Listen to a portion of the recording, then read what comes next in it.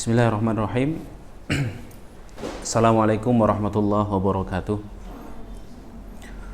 Alhamdulillah, wassalatu wassalamu ala rasulillah wa ala alihi wa sahbihi wa man wala. Asyhadu an la ilaha illallah wahdahu la syarikalah. Asyhadu anna muhammadan abduhu wa rasuluhu la nabiyya wa la rasula ba'dah. Allahumma la sahla illa ma ja'altahu sahla wa anta in syi'ta taj'alul hazana sahla. Rabbi syrah li sadri wa yassir li amri wahlul 'uqdatan min lisani yafqahu qawli. Allahumma la taj'al musibatana fi dinina wa la taj'alid dunya akbara hammina wa la mablagha ilmina. Allahumma 'allimna ma yanfa'una wanfa'na bima 'allamtana warzuqna ilma wa jannibna ma yadurruna fi dinina wa dunyana ya arhamar rahimin, amma ba'd. Pemirsa kajian Humairah yang dimuliakan Allah Ta'ala, alhamdulillahirabbil alamin. Bersyukur kita kepada Allah Ta'ala kesempatan mulia ini di hari terbaik sepanjang tahun, dari hari-hari terbaik yang dijelaskan oleh Allah di dalam Al-Quran, yang Allah bersumpah dengannya, dan yang dijelaskan Rasulullah di dalam Al-Hadis. Allah Subhanahu wa Ta'ala mudahkan kita untuk bisa melakukan amalan solih dan kebaikan, yaitu dengan bertafakuh fiddin, bertolabil ilm, bermajelis ilmu pada kesempatan kali ini. Dan semoga Allah memberkahi kita di hari terbaik ini, di hari Arafah. Hari Arafah adalah hari yang Allah Subhanahu wa Ta'ala bersumpah di dalamnya. Allah sebutkan di dalam surah Al-Buruj, wal yaumil maw'ud wa syahidi wa mashhud. Allah bersumpah dengan yaumil maw'ud.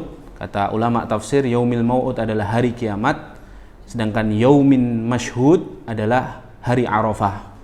Tidak hanya itu, bahkan kalau kita mengimani bahwa Allah Subhanahu wa Ta'ala turun ke langit dunia setiap malam di sepertiga malam terakhir, maka salah satu kemuliaan atau keutamaan hari Arafah yang kita hari ini berada di dalamnya adalah Allah turun ke langit dunia seharian penuh.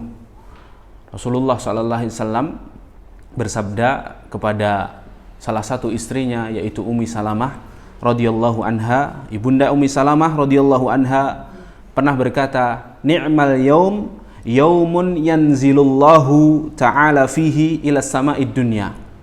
Sebaik-baik hari, kata beliau radhiyallahu anha, adalah hari di mana Allah Subhanahu wa Ta'ala seharian penuh turun ke langit dunia. Lalu para sahabat radhiyallahu anhum bertanya, qalu wa ayyul yaum, hari apa itu wahai Ummi Salamah? Maka Ummu Salamah radhiyallahu anha, ibunda kita, berkata, yaumu Arafah, hari Arafah. Maka inilah kemuliaan hari Arafah, di mana Allah bersumpah dengannya. Dalam kaidah Qur'aniyah, dalam kaidah ilmu tafsir, ilmu Quran, kalau Allah sudah bersumpah dengan makhluknya, maka Allah Subhanahu wa Ta'ala berarti memuliakan makhluk tersebut. Dan Allah bersumpah dengan hari Arafah ini.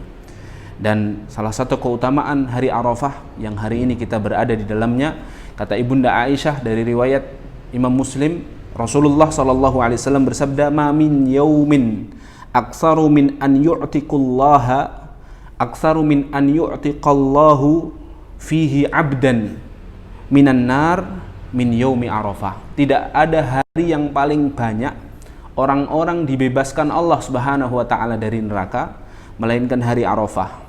Fa innahu la yadnu summa yubahi bihimul malaikah. Lalu Allah mendekati hamba-hambanya dan membanggakan di hadapan para malaikatnya. Lalu Allah berkata kepada para malaikatnya, ma arada haula, apa yang diinginkan hamba-hambaku ini? Maka para malaikatnya menjawab, yarju rahmataka wa yarju maghfiratak. Mereka mengharapkan rahmatmu dan mengharapkan ampunanmu, ya Allah. Allah bertanya kepada para malaikatnya, ya, ma arada haula, apa yang diinginkan mereka? Yang diinginkan apa? Akan aku beri, kata Allah Subhanahu wa Ta'ala. Makanya Rasulullah SAW dalam hadis yang lain mengatakan, khairud du'a du'a'u yaumi Arafah. Sebaik-baik doa adalah doa yang dipanjatkan di hari Arafah. Makanya pemirsa yang dimuliakan Allah, bersyukur sekali kita pada tahun ini Allah memberi kesempatan kita untuk tidak hanya masuk ke di dalam hari Arafah ini, tapi juga dapat bermajelis ilmu walaupun secara online di kajian Humaira, dan semoga Allah Subhanahu wa taala mengampuni segala dosa kita, Allah mengampuni segala kemaksiatan yang pernah kita perbuat, dan Allah Subhanahu wa taala menurunkan rahmatnya untuk kita hari ini, dan semoga ini menjadi kemudahan kita untuk masuk ke jannahnya Allah. Barakallahu fikum. Pada kesempatan kali ini kita akan mengangkat tema meneladani keluarga Nabiullah Ibrahim alaihi salatu wassalam. Ya. Mengapa kita harus meneladani keluarganya Nabi Ibrahim? Ya, para ulama memberikan beberapa alasan. Kenapa kok yang selalu diangkat adalah keluarganya Nabi Ibrahim?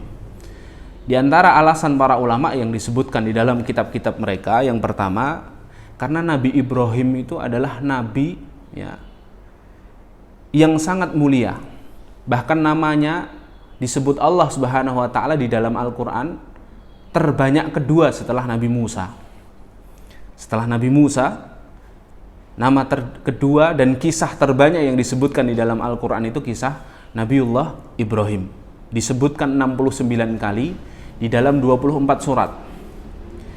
Tidak hanya itu, bahkan Nabi Ibrahim saking mulianya di mata Allah Subhanahu wa taala, Nabi Ibrahim alaihi salatu wassalam namanya dijadikan nama surat.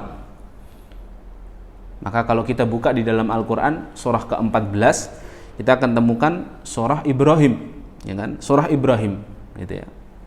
Jadi alasan pertama mengapa kita harus meneladani Nabi Ibrahim dan keluarga beliau alaihi salatu wassalam, ya, karena sekali lagi bahwa beliau ini adalah nabi yang sangat mulia. Para ulama mengatakan bapaknya tauhid itu Nabi Ibrahim. Betapa tidak, ayahnya sendiri ditentang karena ayahnya ini seorang yang, ya, ayahnya ini seorang yang ahli dalam membuat patung, ya, yang mana patung ini nanti disembah oleh kaumnya ketika itu.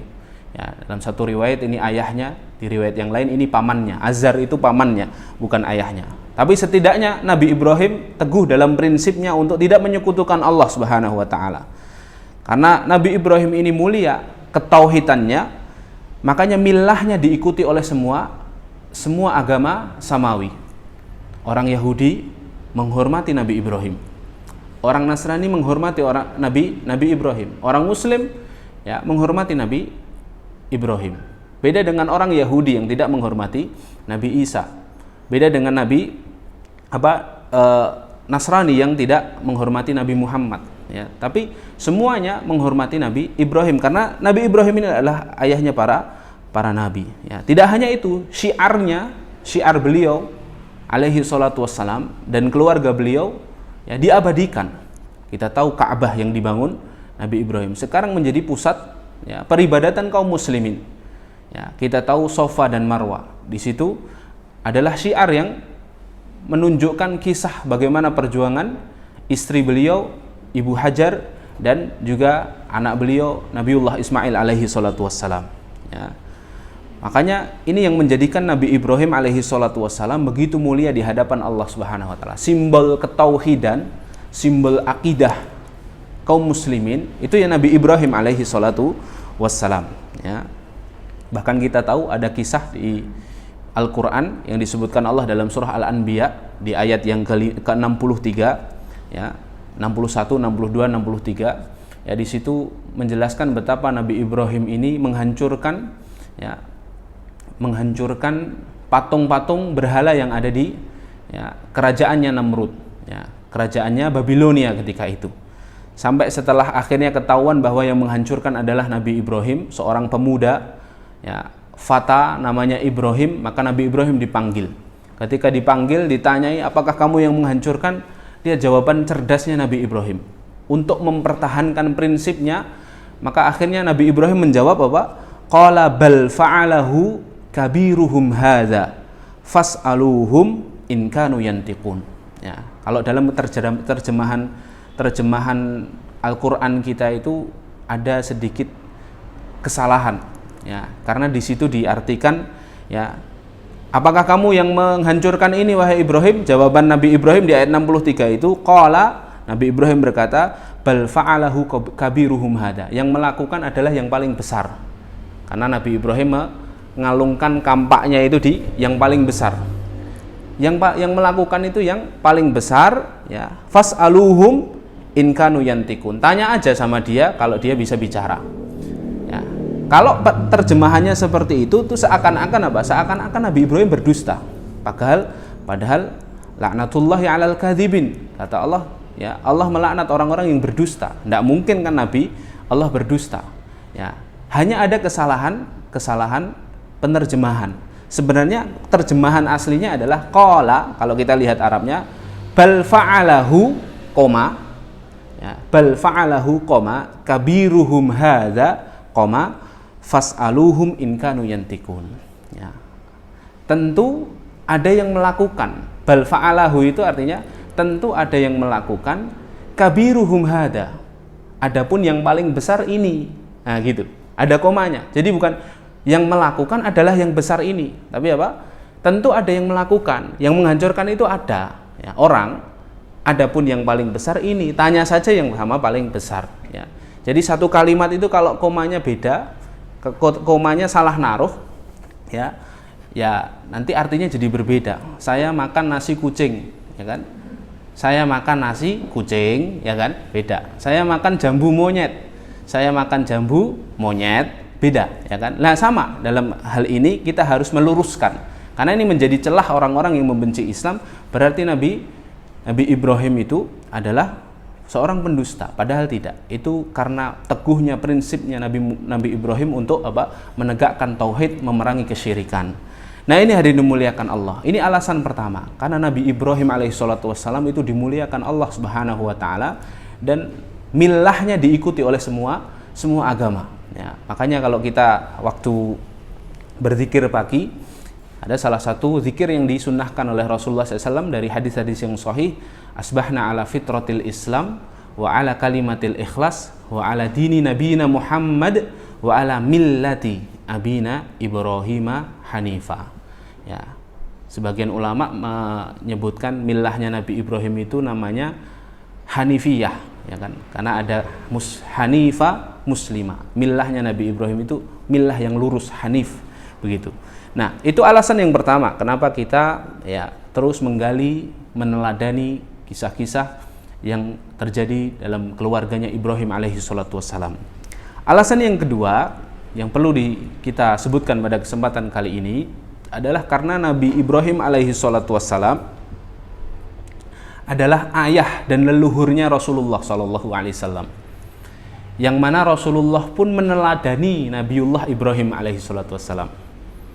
Salah satu contohnya adalah ya, ketika Rasulullah SAW bersama cucunya Hasan dan Husain, ya, dalam sebuah riwayat di dalam Sahih Bukhari, hadis riwayat Ibnu Abbas radhiyallahu anhuma, Rasulullah SAW bersabda, inna abakuma kana yu'awwidhu biha Ismail wa Ishaq.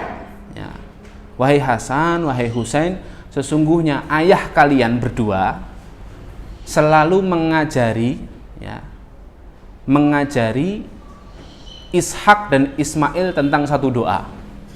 Ya. Berarti ayahnya Ishak dan Ismail siapa?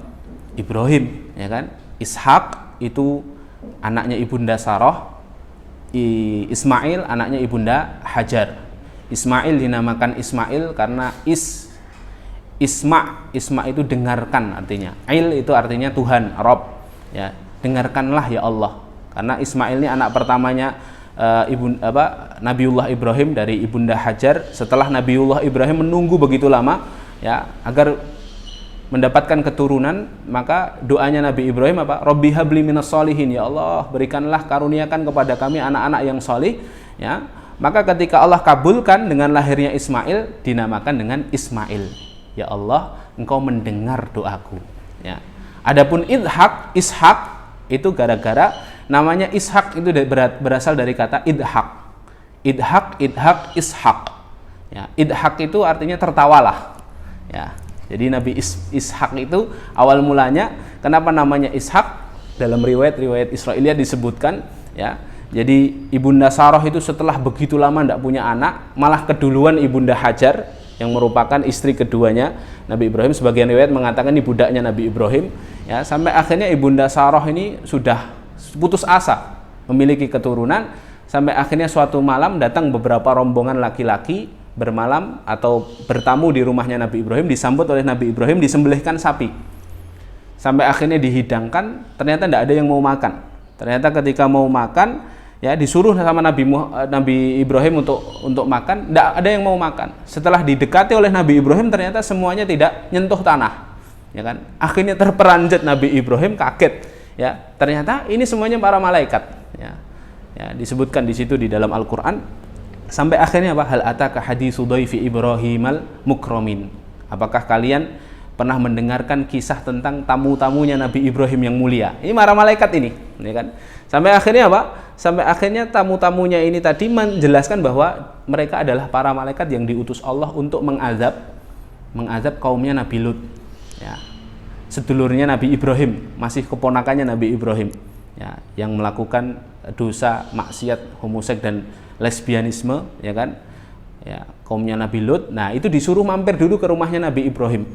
Ternyata hanya mampirnya para malaikat ini menjadikan Nabi Ibrahim begitu memuliakan mereka dengan hidangan sampai nyembelihkan sapi. Nah, itu menjadikan Allah Subhanahu wa taala kagum dengan kemuliaannya Nabi Ibrahim, sampai akhirnya memerintahkan para malaikat untuk memberi kabar gembira kepada Nabi Ibrahim bahwa fabasyarnahu, kami ya memberikan kabar gembira kepada Nabi Ibrahim dan istrinya bahwa Allah akan memberikan kepada kalian seorang anak yang alim, seorang anak yang cerdas. Jadi dalam Al-Quran itu Ismail dinamakan anak yang lurus, kalau Ishak itu anak yang alim, cerdas. Kalau Ismail bihulamin halim, ya dalam surah Sofat, ya kalau kalau Ishak bihulamin alim. Kenapa cerdas? Nanti Ishak inilah yang berdakwah di daerah Mesir bersama Bani Israel yang juga orangnya cerdas-cerdas. Jadi diutuslah anak yang cerdas juga. Adapun Halim, anak yang lurus akidahnya, yaitu Ismail alaihi salatu wassalam. Nah, ketika mendapatkan kabar itu dari balik tabir, Ibunda Sarah mendengarkan, ternyata para malaikat nih yang bertamu di rumahnya suamiku. Sampai akhirnya dia nggak percaya, dapat kabar gembira bahwa dia bisa hamil. Setelah sekian lamanya dia tidak bisa hamil, sampai akhirnya apa yang dilakukan Sarah? Fasokat wajahuhu, ya. Sarah itu menapuk-napuk pipinya sambil tertawa-tertawa. Enggak mungkin lah saya bisa punya anak. Wong saya ini sudah sepuh, wong saya ini sudah tua. Mana mungkin saya bisa punya anak? Tapi apa kata para malaikat? Kadzaliki qala rabbuk. Begitulah yang dikatakan Allah kepada kami. Kami hanya menyampaikan. Ya, kadzaliki qala rabbuk. Ya, sampai akhirnya anaknya betul-betul lahir, dinamakan Ishak, gitu. Ishak, ketawa, ya, anak yang suka tertawa, ya. Kenapa? Karena ya tadi awalnya tidak percaya, orang tuanya tidak percaya kalau ya Allah Subhanahu wa taala menganugerahi anak. Tapi di luar itu, hadirin dimuliakan Allah, dari hadis Ibnu Abbas tadi kita tahu bahwa Rasulullah SAW memberitahu kepada cucunya Hasan dan Husain, inna abakuma kana yu'awwidhu biha Ismail wa Ishak. Sesungguhnya ayah kalian maksudnya Nabi Ibrahim, berarti ayahnya Nabi Muhammad juga, karena Hasan dan Husain adalah keturunannya Nabi Muhammad dari Ali dan Fatimah, ya. Sesungguhnya ayah kalian mengajari satu doa kepada Ishak dan Ismail. Apa doanya? A'udzu bikalimatillahi tammah min kulli syaitonin wahammah wa min kulli ainin lamah. Aku berlindung dengan kalimat Allah yang sempurna, min kulli syaitonin wahammah, dari segala setan dan makhluk-makhluk yang mengganggu, wa min kulli ainin lamah, dan dari segala penyakit ain yang ditimbulkan dari mata-mata yang jahat. Ya. Dalam hadis lain Rasulullah SAW mengajari kita satu doa untuk orang tua. Kalau ini tadi untuk pribadi, ya, karena kalimatnya a'udzu bikalimatillah, aku berlindung. Kalau orang tua ingin mendoakan anaknya, ya, dari segala sesuatu yang jahat, kalimatnya dirubah menjadi u'izukuma, u'izuka kalau laki-laki. Tapi kalau untuk dua anak tadi u'izukuma bikalimatillahi tammah wa min kulli syaitonin wahamah wa min kulli ainin lamah. Di sini Nabi Ibrahim alaihissalatu wassalam mencontohkan kepada kita doa agar kita terlindungi dari mara bahaya setan dan juga makhluk-makhluk yang jahat dan juga dari ain, ya. Kita sama-sama tahu bahwa ain ini berbahaya, ya, terutama bagi anak-anak kecil yang belum kuat bentengnya.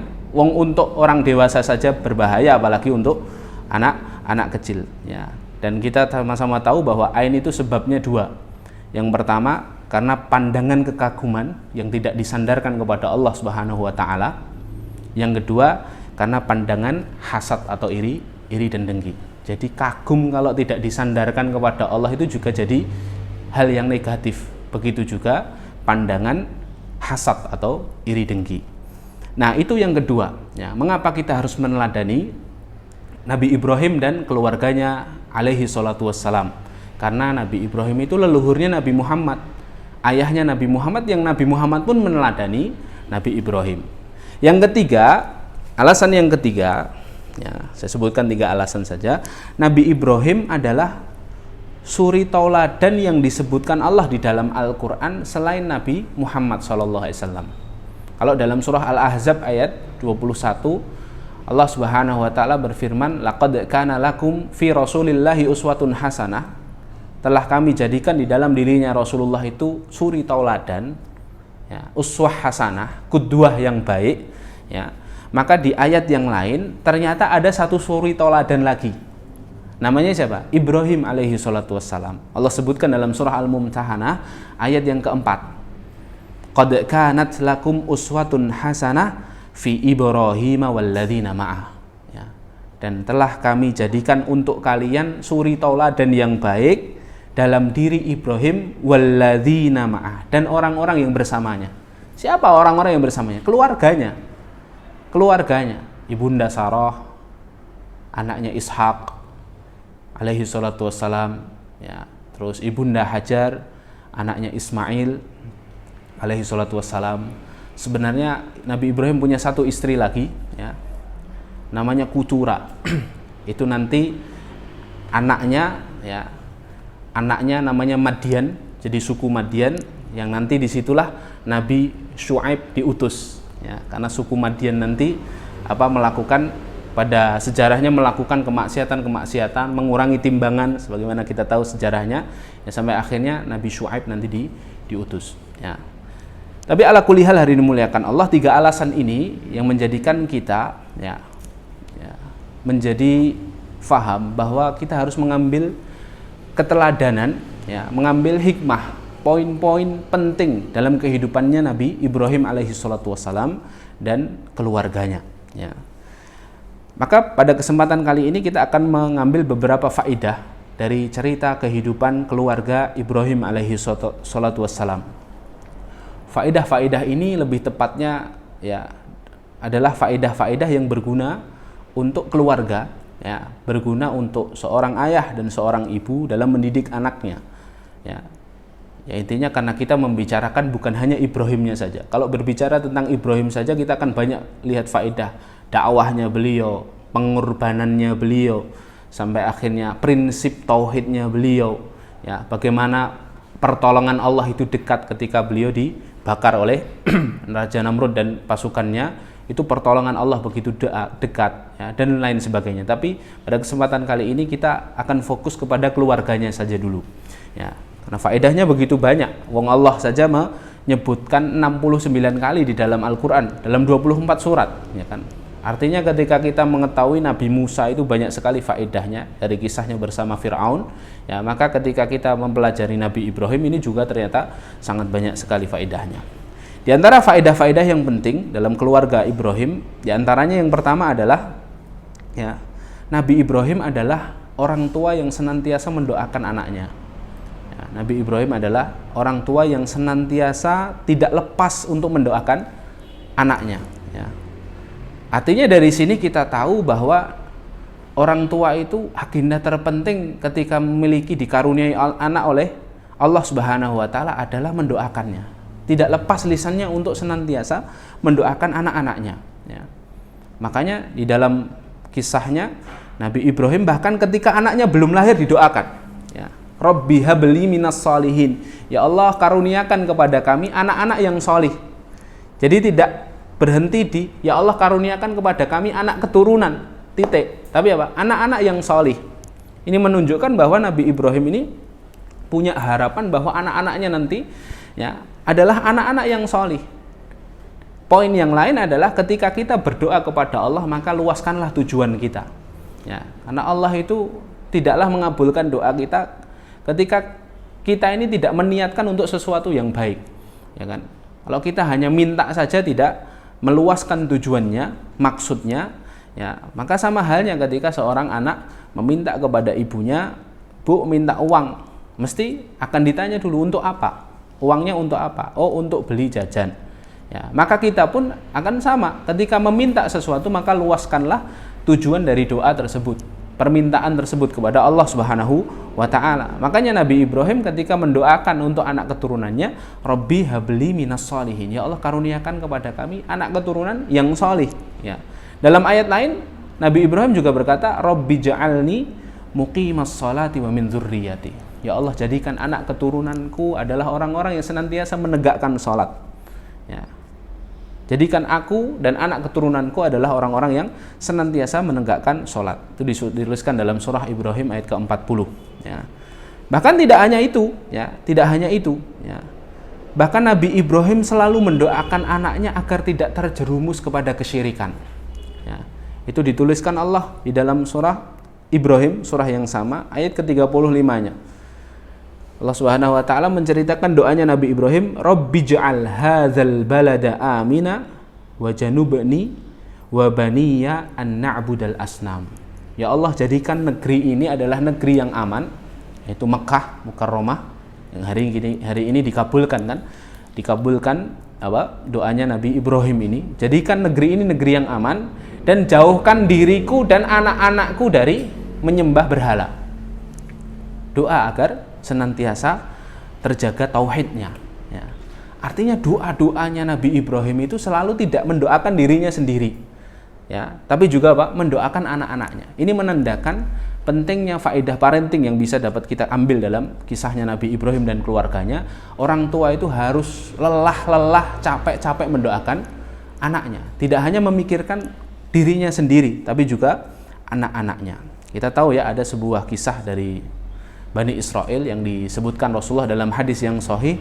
Ada seorang ibu, ya, ada seorang ibu yang punya dua anak. Ini sering kisah ini saya sampaikan. Punya dua anak, yang satu sudah solih, yang satu belum solih. Ya. Yang satu ini adiknya ini solih sekali, ya, selalu berada di atas menara, di tempat yang tinggi, sholat beribadah kepada Allah di situ. Yang kakaknya ini masih jadi ahli maksiat. Ya, dia suka main judi, suka minum khamar, suka main wanita, suka bunuhin orang, suka dolimi orang lain, suka ngerampas haknya orang lain. Sampai akhirnya apa? Ibunya ketika melihat adiknya, dia bersyukur. Alhamdulillah adiknya sudah baik. Tapi ketika melihat kakaknya, dia miris, sedih. Karena kakaknya masih jauh dari Allah Subhanahu wa ta'ala. Sampai akhirnya apa yang dilakukan ibu ini? Ya, ibu di antara dua anak Bani Israel ini, ibunya ini akhirnya berdoa kepada Allah. Sudah baik sikapnya, berdoa kepada Allah. Ya, tapi dia fokus hanya mendoakan kakaknya saja. Karena dia sudah mengira bahwa adiknya sudah baik. Akhirnya si ibu ini mendoakan kakaknya, ya Allah, jadikan dia anak yang baik, matikan dia dalam keadaan yang baik, ya Allah. Anugerahkan kepadanya istiqomah. Fokus kepada kakaknya. Adiknya lupa tidak didoakan hadirin. Sampai pada suatu ketika diijabahi doanya ibu ini. Bagaimana cara mengijabahinya? Ternyata Allah Subhanahu wa taala jadikan kakaknya mendapatkan hidayah. Kakaknya melihat ke atas menara, melihat adiknya khusyuk beribadah. Sampai kakaknya ini akhirnya diberikan Allah rasa bosan bermaksiat. Sampai akhirnya kakaknya ini berkata dalam dirinya, aku sudah lama bermaksiat. Beruntung sekali adikku itu dekat sama Allah, hidupnya tenang. Hidupku tidak tenang kayak gini. Aku pingin bertaubat lah. Aku pingin datang bergabung dengan adikku. Aku pingin dekat sama Allah. Kakaknya sudah punya niatan, azam kuat itu tuh. Sampai akhirnya siapa? Kakaknya ngelihat adiknya seperti itu, adiknya ngelihat kakaknya ternyata juga pingin maksiat. Ya, kakakku ini kok suka maksiat ya, minum khamar, main wanita, ya kan, makan harta riba, bunuh orang. Kayaknya enak itu nongkrong-nongkrong di bawah itu. Sesekali aku tak coba nongkrong sama kakakku lah, ya kan. toh banyaknya ini. Biasanya penyakitnya orang soleh itu ujub. Ya, hati-hati dengan penyakit ujub. Dia katakan toh banyaknya amalanku ya tidak akan terkurangi kalau hanya aku melakukan satu kali dosa saja. Akhirnya adiknya turun, hadirin. Adiknya turun, kakaknya naik. Adiknya turun, kakaknya naik di malam hari. Sampai kata Rasulullah SAW, mereka terburu-buru. Yang satu terburu-buru untuk bertobat, yang satu terburu-buru untuk bermaksiat. Akhirnya lari. Di malam hari gelap gulita, mereka saling bertabrakan dan keduanya jatuh meninggal dunia. Ya. Sampai akhirnya Allah datangkan malaikat rahmat dan malaikat azab yang seharusnya, ya, kalau dilihat dari keseharian hidupnya, malaikat rahmat itu menghampiri adiknya, malaikat azab menghampiri kakaknya. Tapi ternyata diutus Allah sebaliknya, malaikat azab untuk adiknya yang tadi punya niatan untuk bermaksiat, untuk ingkar kepada Allah Subhanahu wa taala, sedangkan yang malaikat rahmat ya ternyata mendatangi kakaknya. Di antara faedah yang disebutkan para ulama dalam kisah hadis ini adalah ya sesuai dengan pembahasan kita adalah betapa orang tua itu diminta untuk mendoakan anak-anaknya. Kalau anaknya lebih dari satu, didoakan semuanya. Jangan hanya doakan satu yang belum baik. Ya. Karena yang sudah baik pun butuh doa. Doa orang tuanya, doa istiqomah. Ya kan? Siapa di antara kita yang menjamin ya keadaan kita hari ini nih akan sama terus sampai akhir hayat kita? Ya. Kalau diri kita saja tidak menjamin, apalagi anak-anak kita membutuhkan doa kita. Makanya hadirin dimuliakan Allah, barakallahu fikum, inti dari pendidikan orang tua kepada anak atau inti dari materi parenting itu sebenarnya adalah doa. Ya. Karena Allah yang memberi hidayah. Allah itulah yang memberikan kebaikan. Sumber kebaikan dalam hidup kita itu Allah. Ya, kalau kita tidak minta kepada Allah, lalu kepada siapa lagi? Ibnul Qayyim itu mengatakan dalam kitabnya Al-Fawaid, kanallahu asla kulli khair. Fataufiqu wa huwa biyadillah. Sesungguhnya sumber segala kebaikan itu adalah Allah, dan taufik itu hanya dari Allah Subhanahu wa taala. Ya, bisa jadi selama ini kita mendidik anak-anak kita ya sering banyak marahnya, sering banyak stresnya, sering banyak muring-muringnya gitu ya. Karena kita belum menyandarkan pendidikan anak-anak kita kepada Allah Subhanahu wa taala. Ya, kita masih mengandalkan diri kita sendiri. Ya, sehingga apa? Sehingga ketika taufik itu belum diberikan Allah Subhanahu wa taala kepada anak-anak kita, ya kita tidak bisa memberikan taufik, karena taufik itu adalah miliknya Allah Subhanahu wa taala. Maka ini faedah yang pertama yang penting yang diajarkan Nabi Ibrahim untuk anaknya dan untuk keluarganya. Lihat di dalam Al-Qur'an, Nabi Ibrahim ketika mendoakan kebaikan untuk dirinya selalu ditambahkan untuk anaknya. Wa janubni wa baniya, dan jauhkan aku dan anak keturunanku. Ya. Lalu dalam ayat yang lain tadi, Rabbi ja'alni muqimas shalah. Ya Allah, jadikan aku orang yang mendirikan salat, wa dzurriyyati, wa min dzurriyyati, dan anak keturunanku. Jadi selalu menyertakan anak-anaknya dalam doanya. Nah, ini faedah yang pertama yang dapat kita ambil. Faedah yang kedua, apa faedah yang kedua dapat kita ambil dari pelajaran keluarga Nabi Ibrahim alaihissalatu wassalam ini? Ya. Bahwa Nabi Ibrahim alaihi salatu wassalam selalu berusaha membersamai anak-anaknya dalam kebaikan dan ketaatan. Ya. Jadi taatnya itu bukan untuk dirinya sendiri, tapi selalu apa? Berusaha anak-anaknya juga ikut dalam ketaatan, membersamai mereka di dalam ketaatan. Itu terbukti misalnya dalam kisah ketika Nabi Ibrahim dan Nabi Ismail membangun Ka'bah. Allah sebutkan dalam surah Al-Baqarah ayat 127, A'udzubillahi minasyaitonirrajim, wa idh yarfa'u Ibrahima al-qawa'ida minal baiti wa Ismailu rabbana taqabbal minna innaka antas sami'ul alim. Dan ketika Nabi Ibrahim memasang pasak-pasak Ka'bah bersama Nabi Ismail. Ya, para ulama tafsir mengatakan berarti Nabi Ibrahim itu selalu membersamai anaknya, mengajak anaknya untuk suatu kebaikan. Karena di sini Allah menyebutkan Ismail itu di akhir. Jadi seakan-akan Allah mengkhususkan Ismail. Ya, yang ngangkat, yang bangun Ka'bah itu bukan hanya Ibrahim. Padahal di sini tokohnya adalah Ibrahim. Tapi ternyata Ismail diajak Lalu setelah selesai membangun Ka'bah, mereka berdua berdoa kepada Allah, Rabbana taqabbal minna. Ya Allah, terimalah amalanku, amalan kami ini. Ya, minna itu kan berarti berdua. Ya, bukan minni. Kalau minni hanya saya. Tapi apa? Mengajak anaknya juga berdoa, Rabbana taqabbal minna innaka antas samiul alim. Ya Rabb kami, kabulkanlah, terimalah amalan kami ini. Sesungguhnya Engkau adalah Zat yang Maha mendengar dan Zat yang Maha mengetahui. Ya. Dari ayat ini kita tahu bahwa Nabi Ibrahim tidak hanya menyuruh anaknya, ya, tidak hanya mencontohi anaknya, tapi melakukan ketaatan bersama-sama, membersamai anaknya. Menyuruh saja sebenarnya sudah boleh, ya kan? Karena anaknya sudah balik kan, ketika ikut membangun Ka'bah itu, ya kan? Menyuruh saja sudah boleh. Tapi ada poin yang lebih penting, ternyata seorang ayah atau seorang ibu itu ketika menginginkan anaknya taat, maka harus bersama-sama mengerjakan ketaatan tersebut. Ada faedah lain yang disebutkan para ulama dalam ayat ini, ya. Nabi Ibrahim setelah selesai membangun Ka'bah itu kan terus mengajak anaknya berdoa, ya kan? Rabbana taqabbal minna, ya. Seakan-akan Nabi Ibrahim ingin mengajari kepada kita bahwa amalan solih itu bukan hanya dikerjakan, tapi kita juga harus memastikan, harus mengusahakan, dan harus berharap bahwa amalan solih itu diterima oleh Allah Subhanahu wa Ta'ala. Sampai para ulama itu mengatakan Nabi Ibrahim itu adalah nabi yang sangat mulia. Namanya disebut berkali-kali di dalam Al-Quran, dijadikan nama surat. Tidak hanya itu, amalannya Nabi Ibrahim itu membuat Ka'bah, membangun Ka'bah gitu loh. Tapi Nabi Ibrahim masih khawatir dengan amalan solihnya jangan-jangan tidak diterima sama Allah. Lalu bagaimana dengan kita? Ya, amalan solih kita ini pas-pasan. Amalan solih kita ini apa adanya, ya kan? Tidak pernah bisa maksimal. Ya. Terus kita menganggap diri kita tenang, terus kita menganggap diri kita ini sudah diterima amalan solihnya oleh Allah Subhanahu Wa Taala. Maka pelajaran penting yang lain dalam ayat ini itu, faedah lainnya adalah ketika kita melakukan amalan solih, jangan hanya selesai, yang penting saya mengerjakan amalan solih, titik.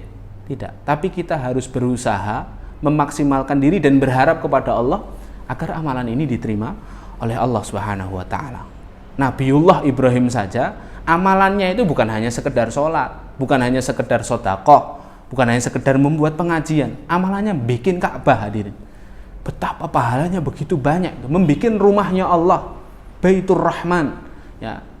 Tapi masih ada rasa khawatir amalannya nggak diterima sama Allah Subhanahu wa Ta'ala. Ya, maka kita seharusnya juga harus mencontoh dan meneladani apa yang dilakukan Nabi Ibrahim ini, ya.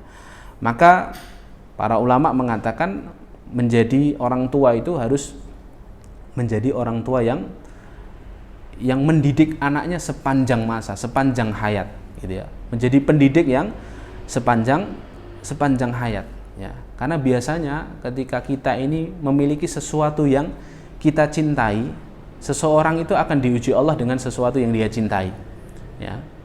Makanya Nabiullah Ibrahim alaihissalam itu kan digelari oleh Allah dengan gelar Khalilur Rahman atau Khalilullah, ya, kekasihnya Allah, hamba kesayangannya Allah. Khalil itu lebih dekat daripada Khalil itu tingkatannya, kata para ulama, khullah itu lebih tinggi daripada sekedar mahabbah.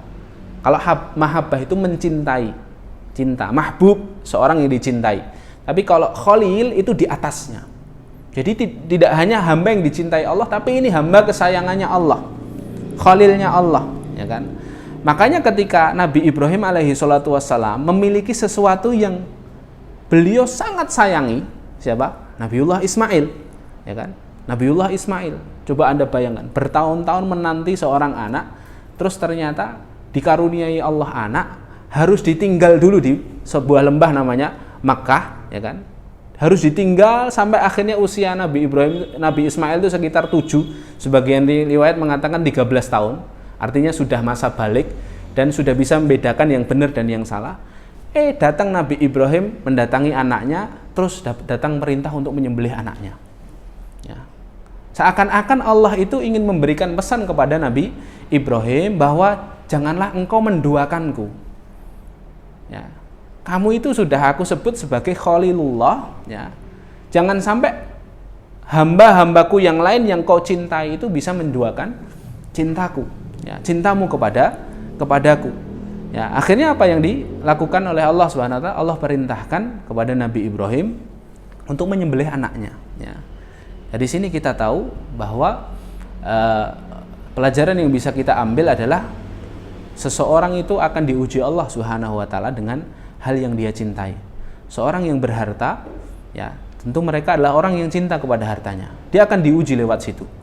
Seorang yang memiliki anak yang solih, ya, anak yang baik, nurut sama orang tuanya, bisa jadi ujiannya justru di situ, ya kan? Ujiannya justru di situ. Akhirnya dia berbangga-bangga diri punya anak yang solih, dianya sendiri tidak solih, ya kan?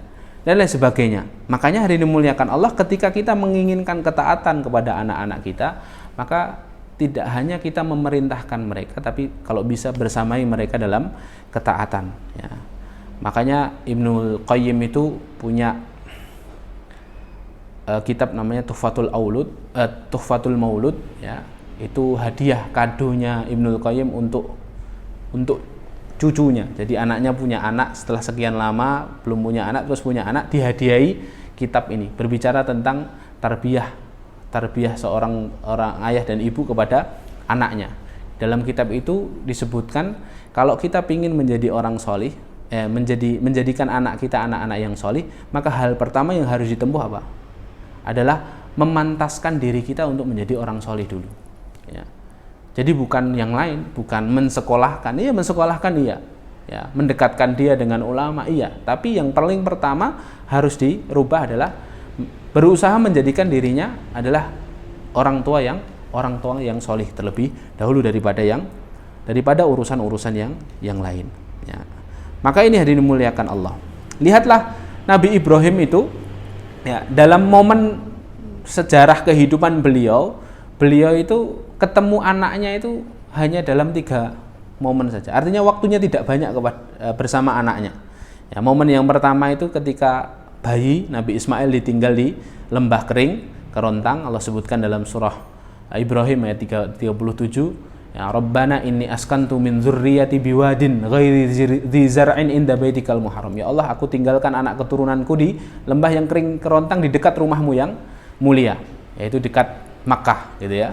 Ya, Rabbana liyuqimus shalah. Ya Allah, jadikan mereka adalah orang-orang yang mendirikan sholat. Jadi ditinggal, ketika kecil ditinggal, ketika sudah gedean dikit disuruh nyembelih. Ya. Ya. Ketika sudah agak dewasa diajak bangun Ka'bah. Ini 3 momen ini saja, 3 momen. Artinya para ulama mengatakan waktu Nabi Ibrahim ketemu dengan anaknya itu sedikit sekali. Karena tadi tugas dakwahnya, karena perjuangannya sebagai seorang rasul, ya, tugas-tugas risalahnya banyak, ketemu anaknya itu sedikit. Ya. Tapi para ulama membahas kenapa anaknya Nabi Ibrahim bisa jadi anak yang solih.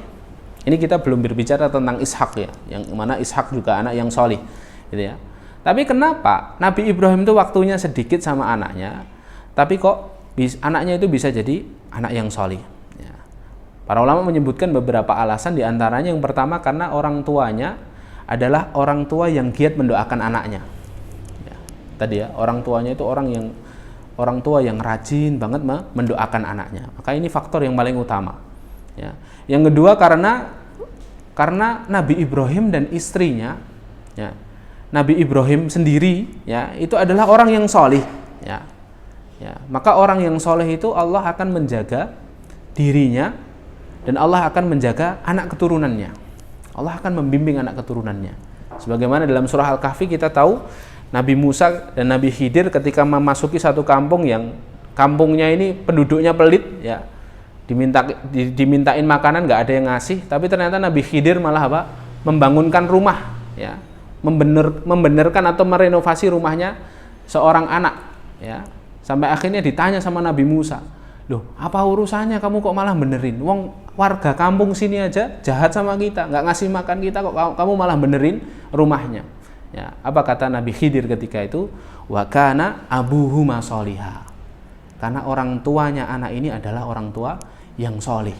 Aku diperintahkan Allah untuk merenovasi rumahnya, karena di dalamnya ada harta peninggalan peninggalan orang tuanya. Kalau sampai ketahuan warga kampung masih diembat nih nanti sama warga kampung, diambil nih sama warga kampung. Ya. alasannya yang disebutkan Nabi Khidir utama apa? Wa kana abuhuma sholiha. Ya, sesungguhnya kedua orang tuanya itu orang yang sholih. Ya, dalam tafsir disebutkan, ya, dalam kitab-kitab tafsir disebutkan, yang sholih itu bukan bapak ibunya pas, tapi yang sholih itu kakeknya tingkatan nomor 7. Ya, nenek moyangnya yang sholih. Tapi ternyata efek dari kesolihan kakeknya dan neneknya tadi itu berefek sampai keturunannya yang nomor 7. Ya. Artinya ini pentingnya ya seseorang itu menjadi sholih. Ya kan? Kalau menginginkan anaknya seperti yang dikatakan Ibnu Qayyim tadi, kalau menginginkan anaknya sholih, maka orang tuanya harus memantaskan diri dulu menjadi orang yang sholih. Tidak hanya anak kita pas nanti, cucu kita, cicit kita itu sampai ke bawah nanti ya akan dijaga oleh Allah Subhanahu wa taala. Bukankah Allah katakan di dalam surah Al-Baqarah ayat 282 ya. Wattaqullah wa yu'allimukumullah. Bertakwalah kepada Allah, maka Allah sendiri yang akan menjadi muallimmu, akan menjadi pembimbingmu. Jadi guru kita bukan ustadz lagi nih. Ya, muallim kita bukan ulama lagi nih, tapi Allah sendiri yang akan membimbing hidup kita. Tidak hanya kita, anak keturunan kita juga. Dan hal yang ketiga yang disebutkan para ulama, ya, jadi Nabi Ibrahim itu orang yang selalu mendoakan. Nabi Ibrahim juga orang yang sholih. Nabi Ibrahim juga berusaha memilihkan ibu yang sholihah. Ini penting juga, ya kan? Memilih pasangan yang sholih kalau perempuan, dan kalau untuk laki-laki memilih pasangan yang sholihah itu penting. Ya. Betapa sholihahnya Ibunda Hajar, ya, ketika Ibunda Hajar ditinggal ada riwayat ya dalam Sahih Bukhari itu disebutkan Ibunda Hajar dalam hadis Ibnu Abbas ditinggalkan apa? Ditinggalkan di lembah kering kerontang itu apa yang dikatakan Ibunda Hajar kepada Nabi Ibrahim, ya. Aina tadhhab wa tatrukuna bihadzal wadi alladzi laisa fihi insun wala syai'. Mau kemana kamu pergi wahai suamiku? Kamu tinggalkan aku dan anakku di lembah yang kering kerontang. Tidak ada manusia, tidak ada satu tumbuhan sama sekali. Ya, ketika itu ditanya terus, Ibunda Hajar bertanya terus. Faqalat lahu dzalika miraran. Kata Ibnu Abbas, Ibunda Hajar ini bertanya berkali-kali. Wala yaltafit ilaiha. Tapi apa? Tapi Nabi Ibrahim tidak jawab sama sekali. Sampai akhirnya Ibunda Hajar bertanya kepada Nabi Ibrahim, Allahul ladzi amaraka bihadza. Apakah yang memerintahkan kamu untuk meninggalkan kami di sini adalah Allah wahai suamiku? Ya. Baru Nabi Ibrahim menjawab, "Na'am." Ya. Maka apa kata Ibunda Hajar ketika itu? Idzan la yudayyi'una. Kalau begitu Allah tidak akan menelantarkan kami. Kalau begitu Allah tidak akan mungkin menyia-nyiakan kami, kata Ibunda Hajar. Maka pergilah.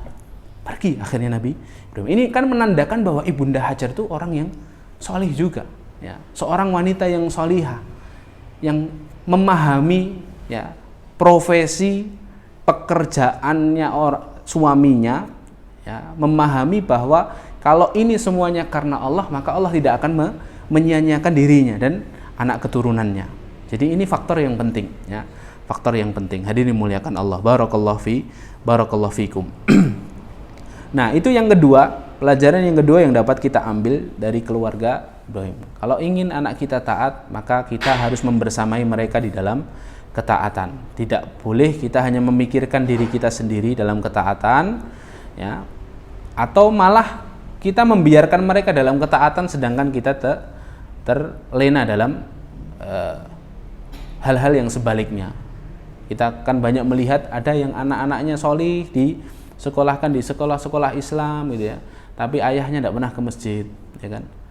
Akhirnya setiap datang waktu sholat, ayahnya dalam hati kecilnya pingin anaknya itu solih. Makanya ketika waktu sholat datang, nak berangkat ke masjid, tapi ayahnya sendiri nggak sholat di masjid. Lalu bagaimana anaknya akan bisa mengambil keteladanan dari ayahnya, dari ibunya, kalau hal seperti ini terjadi dalam keluarga kita. Na'udzubillah min dzalik. Yang ketiga, pelajaran yang ketiga yang penting untuk kita sama-sama ketahui, ya, faedah ketiga dari faedah keluarganya Nabi Ibrahim alaihi salatu wassalam adalah, ya, Nabi Ibrahim mengajarkan kepada kita komunikasi yang baik antara orang tua dengan anaknya. Ini terbukti ketika Nabi Ibrahim mendapatkan perintah untuk menyembelih Ismail. Apa pertanyaan Nabi Ibrahim kepada Nabi Ismail? Ya bunayya inni ara fil manami anni adbahu fandur madza tara. Wahai anakku, ya, aku melihat di mimpiku Allah memerintahkanku untuk menyembelihmu. Pertanyaannya apa? Fandur madza tara. Ya, fandur madza tara. Bagaimana pendapatmu? Bagaimana pendapatmu? Ditanyain pendapatnya. Ya. Komunikasi yang baik itu terlihat dari cara Nabi Ibrahim memanggil anaknya dengan kalimat ya bunayya. Jadi bukan hanya hei anakku, tapi wahai anak kesayanganku. Bunayya itu untuk menyebutkan anak kecilku, anak kesayanganku, menyebutkan sesuatu yang betul-betul dekat, gitu ya, betul-betul disayangi. Ya bunayya, wahai anakku. Dan nabi-nabi yang lain ternyata menyapa anaknya dengan kalimat ini, gitu ya.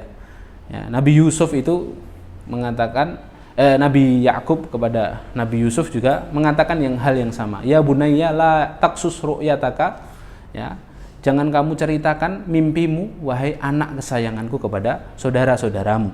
Ya. Nabi Ibrahim juga demikian ternyata. Ya, Luqman, ya, seorang solih yang disebutkan Allah dalam Al-Quran juga demikian. Ya bunayya la tusyrik billah, wahai anakku, jangan kau menyekutukan Allah Ta'ala. Ya. Dari sini kita tahu hadirin dimuliakan Allah, ya, Nabi Ibrahim alaihi salatu wassalam menjelaskan kepada kita bahwa inti dari pendidikan anak, ya, inti dari pengajaran anak dari orang tuanya adalah apa? Adalah komunikasi yang baik. Makanya kalau kita rinci lagi, ya, Nabi SAW itu dan begitu juga para rasul yang lain ketika menasihat berkomunikasi dengan anak itu bertingkat-tingkat. Kalau anak itu masih kecil maka diajari dengan hal-hal yang mudah seperti Nabi SAW, Nabi Muhammad SAW kalau menasihati anak yang masih kecil. Ibnu Abbas ketika berboncengan dengan Rasulullah dalam hadis Ibnu Abbas itu yang akhirnya diajari beberapa kalimat itu. Nah, Ibnu Abbas kan usianya masih sangat muda, ya, masih sekitar 7 tahun, ya kan. Goncengan sama Rasulullah, apa kata Rasulullah? Wahai anakku ya gulam, ya, inni u'allimuka kalimat. Aku berikan satu pelajaran untuk kau hafal kalimat-kalimat ini. Jadi dikasih hafalan yang pendek-pendek. Ihfadillaha yahfadka. Kalau anak itu masih kecil, masih usia tamyiz, ya, belum balik, ya, tapi sudah bisa membedakan yang baik dan benar, itu kalimatnya yang singkat-singkat saja. Ihfadillah yahfadka. Kalau kamu jagalah Allah, Allah akan menjagamu. Ya, jagalah Allah, maka kau akan mendapati Allah ada di depanmu. Ya, kayak gitu. Tapi kalau sudah usianya balik seperti tadi, usianya Nabi Ismail, ya, pelajaran Al-Quran menjadikan kita paham bahwa Nabi Ibrahim mulai menanyai pendapat anaknya. Fandur madza tara. Apa yang kamu lihat? Apa pendapatmu wahai anakku? Ya, maka Nabi Ismail ketika itu laksanakan saja wahai ayahku, ya, sesungguhnya kau akan dapati satajiduni insyaallah minas sabirin. Kau akan mendapati aku sebagai orang-orang yang sabar, ya. Ibnu Umar ketika Rasulullah SAW mengajak bicara Ibnu Umar, anaknya Umar Ibnu Khattab pun dengan cara-cara yang baik. Karena apa? Dengan cara yang sesuai dengan usianya. Ibnu Umar ketika itu sudah agak beranjak pemuda, ya. Ditanya dikasih nasihat sama Rasulullah SAW dengan perumpamaan, ya, kun fid dunya ghariban, ya, au abiris sabil. Hai Ibnu Umar, jadilah kamu di dunia ini seperti orang yang asing atau seperti orang yang melewati jalan, ya. Jadi dunia ini hanya sementara saja. Rasulullah ingin bilang gitu tapi dibuat perumpamaan. Ini menandakan bahwa kita faham bahwa dalam kehidupannya Nabi Ibrahim alaihissalam bisa mencetak anak-anak yang solih itu karena memang, ya, ada komunikasi yang baik antara ayah dengan anaknya. Makanya di dalam surah An-Nisa juga disebutkan falyattaqullah wal yaqulu qaulan sadida. Kalau ingin mewariskan nilai-nilai keimanan kepada anak-anak kita, maka yang pertama falyattaqullah. Orang tuanya harus bertakwa dulu.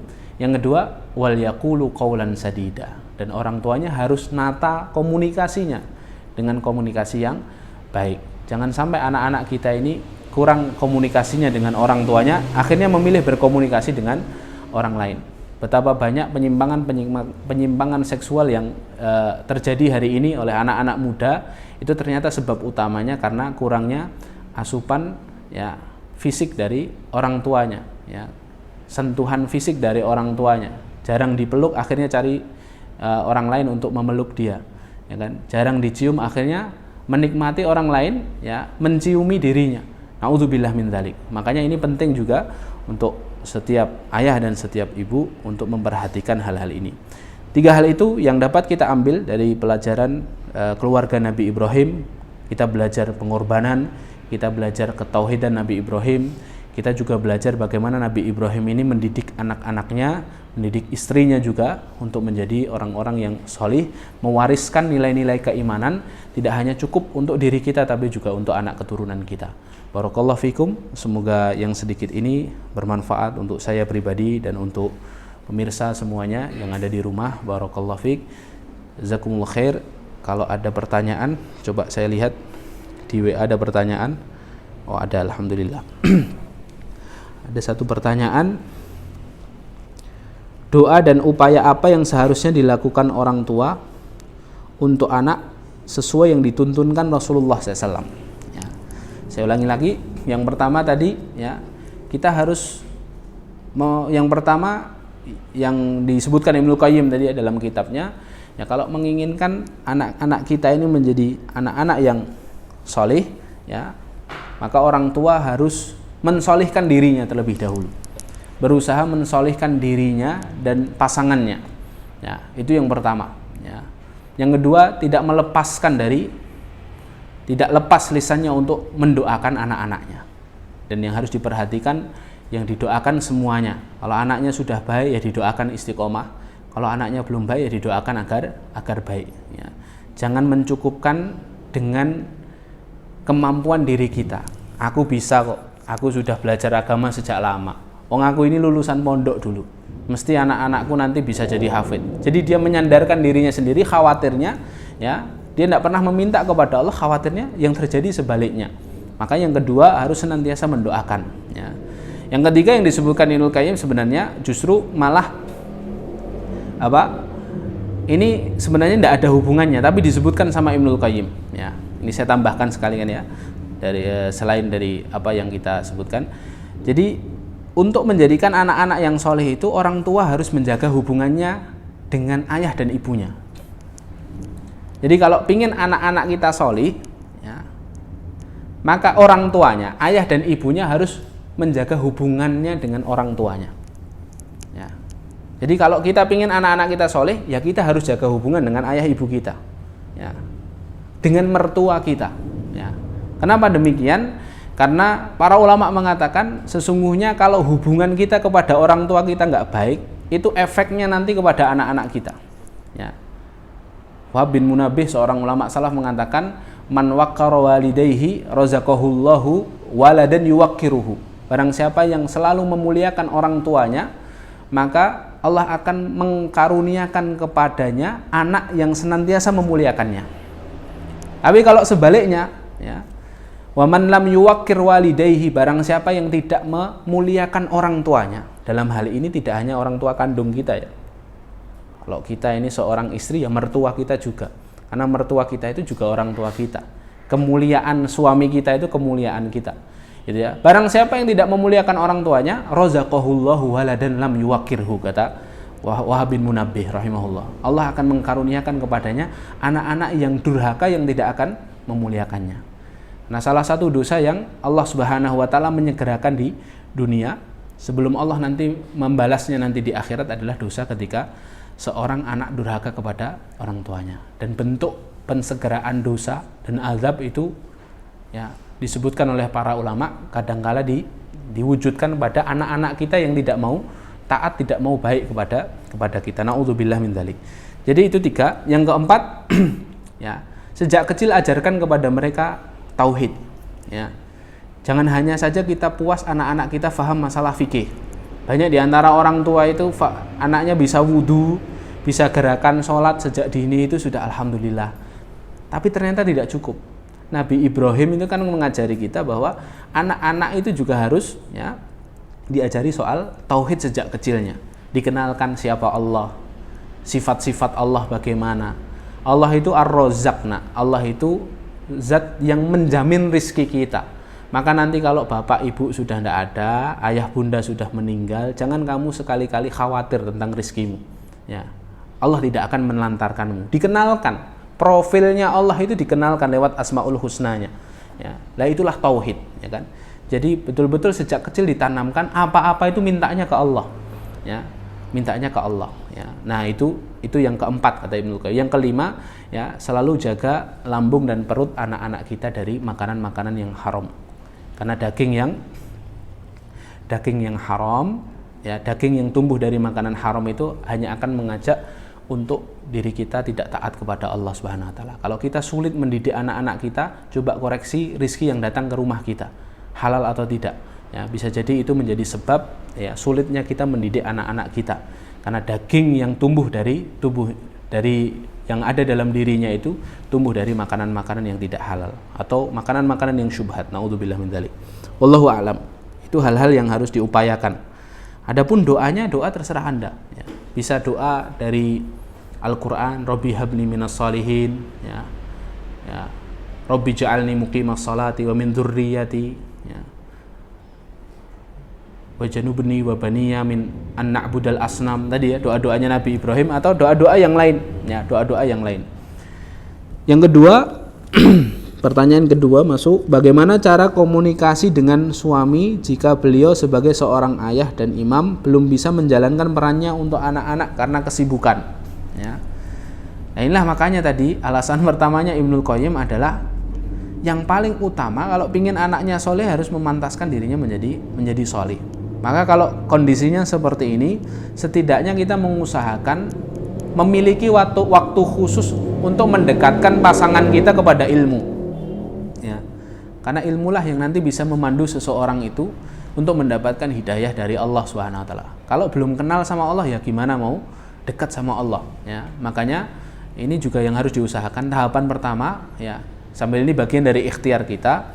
Kalau kita melihat pasangan kita kok belum mau sama-sama untuk menjadi baik, maka seminimal-minimalnya kita mendekatkan mereka kepada ilmu ya. Jadi perlu ibu-ibu ini terutama ya, tidak hanya giat ngaji di pagi harinya, terus di sore harinya. Ini terjadi ya di keluarga-keluarga muslim ya. Ibu-ibunya, para istrinya ngaji rutin setiap hari, sepekan itu punya jadwal beberapa pengajian ya. Sore harinya pulang ketemu suaminya, akhirnya mudah menyalahkan suaminya, timpang akhirnya ya kan. Yang istrinya berilmu, suaminya belum dapat ilmunya, tapi suaminya kan sudah mengerjakan kewajiban.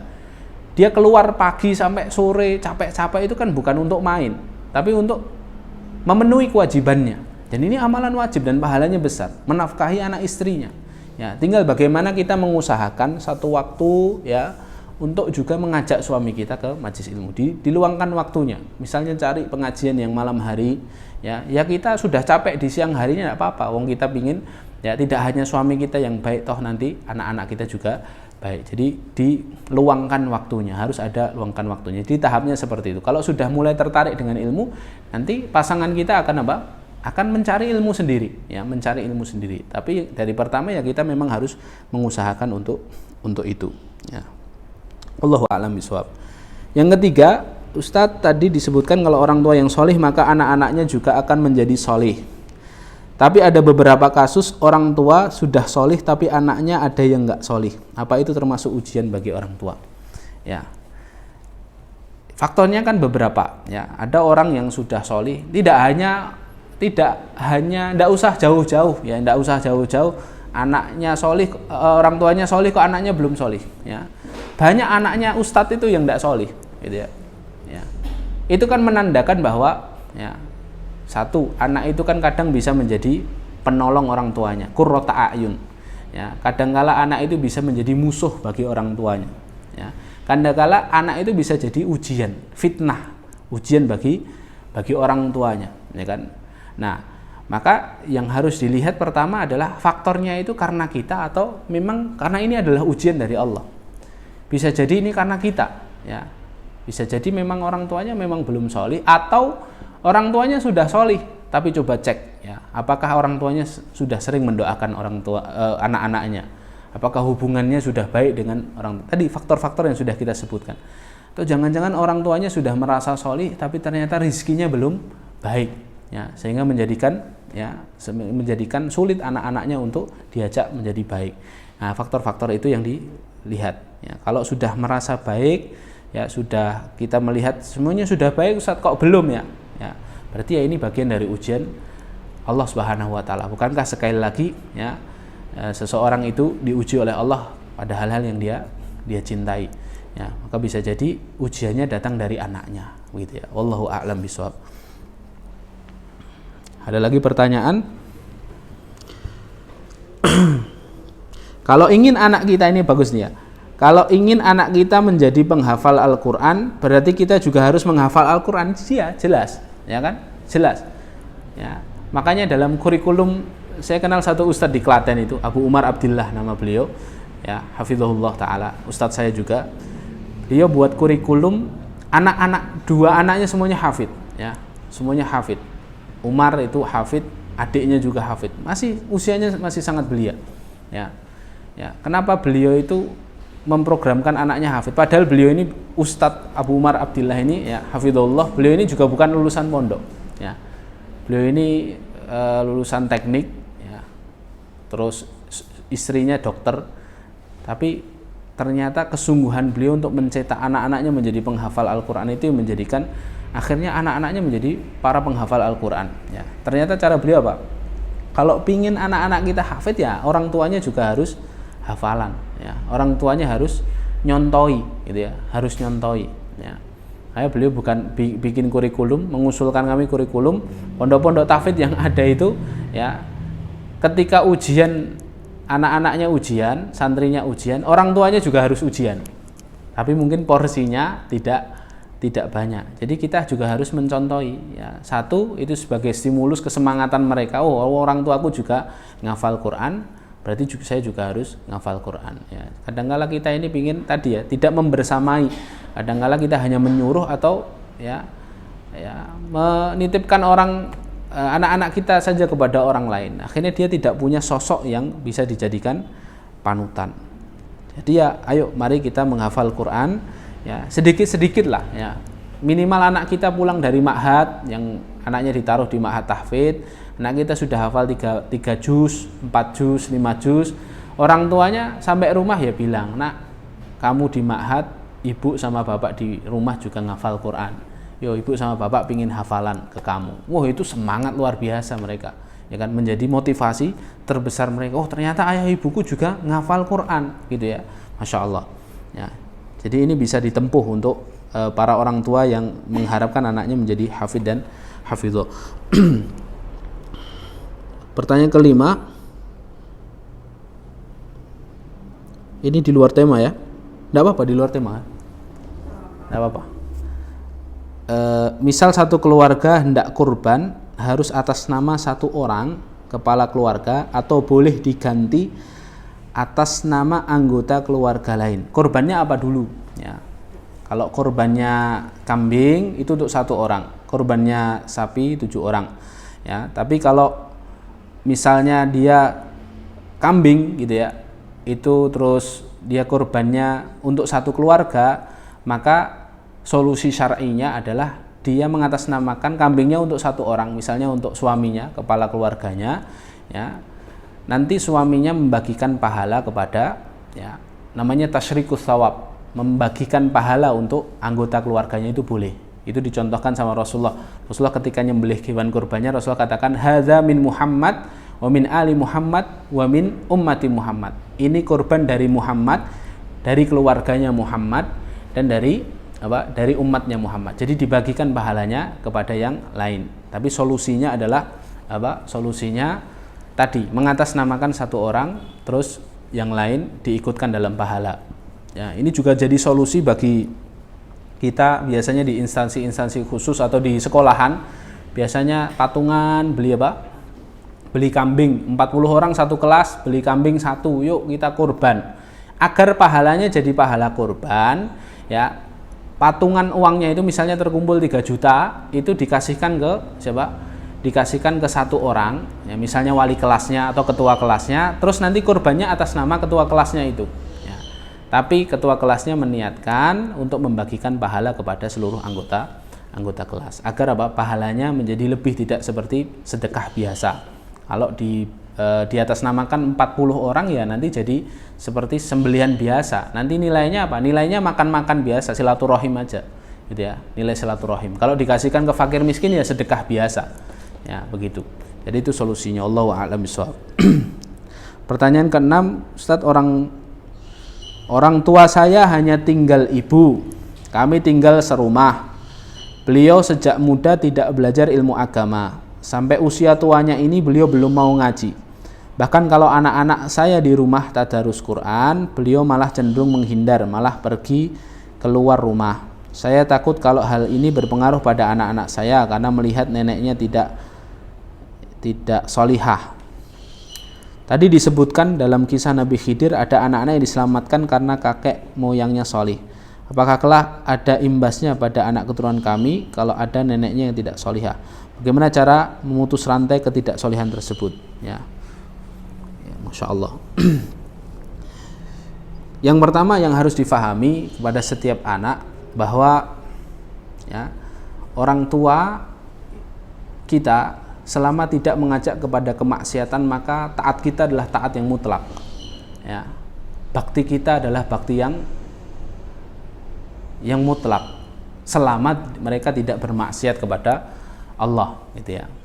Artinya kalau misalnya orang tua kita belum mau ngaji, tapi sholatnya masih baik, ya, sholatnya masih dijaga, ya, dia masih menjaga hak-haknya Allah yang lain, maka saya kira itu sebuah kebaikan. Tidak boleh seorang anak mengatakan ibunya belum sholihah, anaknya mengatakan ibunya ya tidak baik, ya jauh dari kesolihan, itu tidak boleh, ya.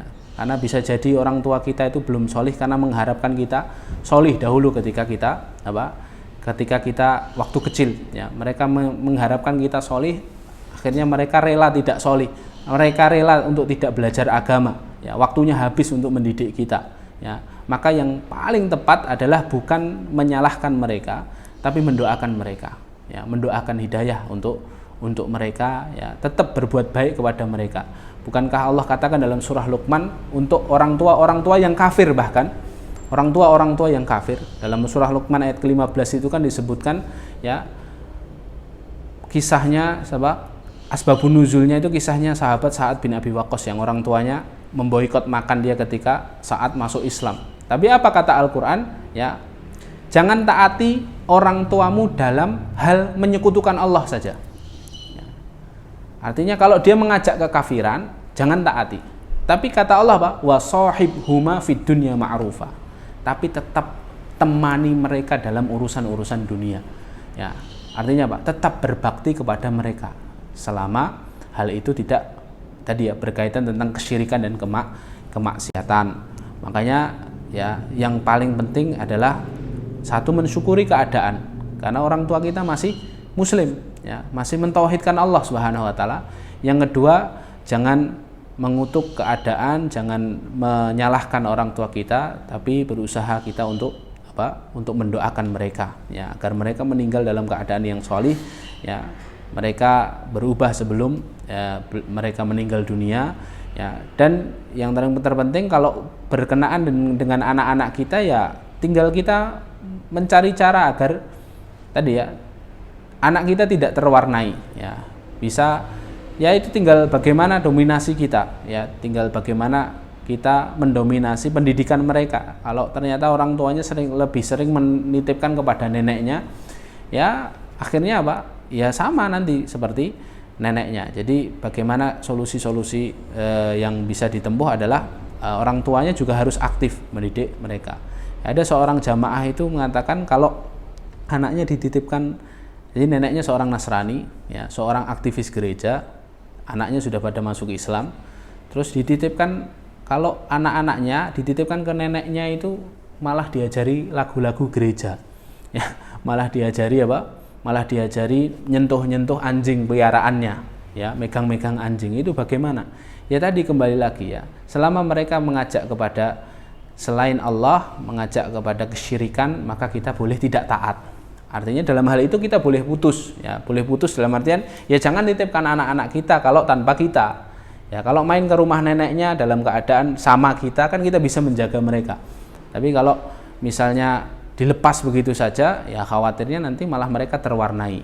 Ya, tapi dalam hal-hal yang sifatnya duniawi kita harus tetap berbakti dan selalu mendoakan semoga Allah Subhanahu wa taala memberikan dan menganugerahi hidayah kepada mereka. Wallahu a'lam bishawab. Yang ketujuh, Ustadz, doa apa yang dipanjatkan agar segera diberikan anak keturunan yang solih solihah? Doa yang diajarkan Allah Subhanahu wa taala di dalam Al-Qur'an. Doanya Nabi Ibrahim, Rabbi habli minas salihin. Yang kedua doanya Nabi Zakaria, Rabbi habli min ladunka dzurriyyatan thayyibah. Ya. Innaka sami'ud du'a, ya. Itu doa-doa itu yang diajarkan. Selain berdoa tentu ya kita berusaha berhusnudzon kepada Allah Subhanahu wa taala. Ya, karena Allah lah yang tahu yang terbaik untuk kita, ya. Al khairu khiratullah kata para ulama, yang terbaik itu pilihannya Allah, ya kan. Jadi selain terus berusaha, ikhtiar, berdoa, tapi juga yang paling penting adalah berhusnudzon kepada Allah Subhanahu wa taala. Baik, ada lagi satu ya. Banyak juga ya. Ustadz, gimana jika seorang sudah mu'allaf dan orang tua belum? Dan orang tua meminta bantuan menyiapkan kegiatan ibadah orang tua ini yang tadi ya. Surah Luqman ayat 15 coba dibuka ya. Ya. Kalau mereka memerintahkan untuk menyekutukan Allah, berarti kan menyiapkan sarana ibadah untuk menyekutukan Allah ini kan berarti termasuk di dalamnya, maka kita boleh tidak taat ya, boleh tidak taat. Tapi kalau mereka memerintahkan pada hal-hal yang sifatnya duniawi ya, itu kita wajib taat kepada mereka. Ya, Allahu a'lam bishawab. Ada lagi pertanyaan? Sudah 8 pertanyaan, Masya Allah. Ya. Ada atau cukup? Masih ada? Cukup? Masih satu? Oh, masih ada waktu? Boleh, kalau ada pertanyaan lagi, Bapak Ibu yang ada di rumah, silahkan bisa diketik di kolom komentar. Barakallahu fikum. Masih ada 10 menit.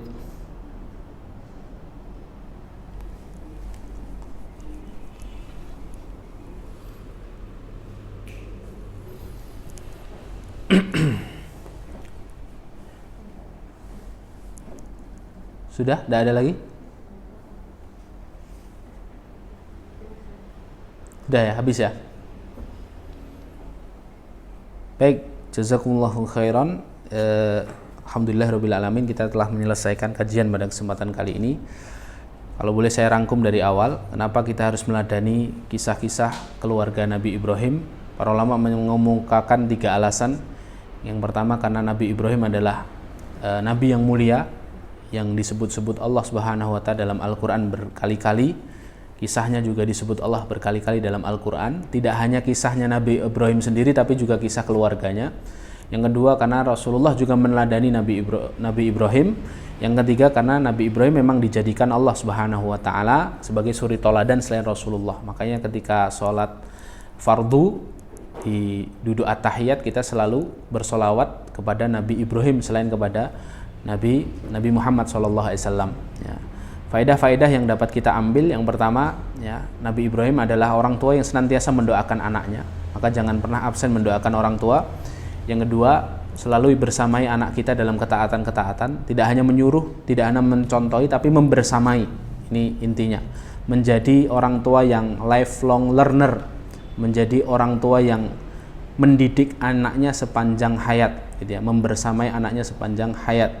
Ya, yang ketiga, tentunya kita harus belajar komunikasi untuk anak-anak kita sebagaimana komunikasinya para anbiya kepada anak-anaknya. Ya, karena itu sangat membekas dalam diri anak-anak kita ketika komunikasi kita baik pada mereka. Barakallahu fiik. Semoga bermanfaat, dan sekali lagi saya ingatkan ini hari Arafah ya, semoga yang puasa hari ini ya semuanya mendapatkan ampunan dan rahmat dari Allah Subhanahu wa taala. Yang berhaji hari ini juga mendapatkan ampunan dan rahmat dari Allah. Yang tidak puasa dan tidak berhaji, maka memaksimalkan diri untuk banyak beristighfar kepada Allah, berzikir, bertahmid, bertakbir, bertahlil. Takbiran itu kalau di bulan Dzulhijjah tidak dimulai dari malam takbiran tapi sejak hari pertama Dzulhijjah. Makanya nanti di jalan-jalan, terutama hari Arafah ini, karena Allah banyak sekali mengampuni yang membebaskan hamba-hambanya dari api neraka pada hari ini, maka semoga kita termasuk di dalamnya ya. Semoga kita termasuk di dalamnya, berbanyak memuji Allah, berbanyak zikir, dan berbanyak doa ampunan dan doa rahmat kepada Allah Subhanahu wa taala. Barakallahu fikum. Kita tutup dengan bacaan kafaratul majlis. Subhanakallahumma wa bihamdika asyhadu an la ilaha illa anta astaghfiruka wa atubu ilaik. Assalamualaikum warahmatullahi wabarakatuh.